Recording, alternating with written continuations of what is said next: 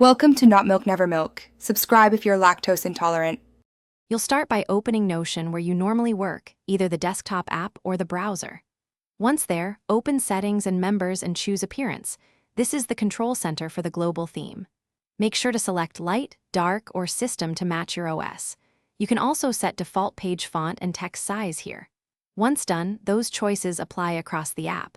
If you want different looks per page, keep following. This gets you out of the way and into design choices. You now refine individual pages. Open a page and use the menu or select text to reveal color and background options for blocks.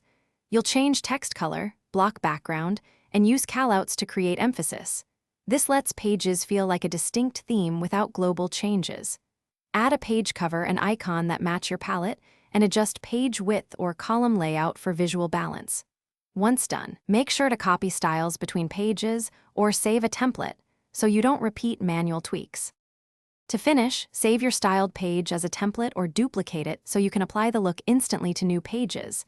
This preserves font, cover, icon, and block colors. If you need a deeper, site-wide custom theme not supported natively, you can explore browser extensions or user styles, but weigh security and back up your workspace before applying them. If colors or theme switches don't stick, clear the app cache, re-log in, and make sure workspace settings or admin restrictions aren't blocking appearance changes. Thanks for watching. If this was helpful, leave a like and consider subscribing. See you next time.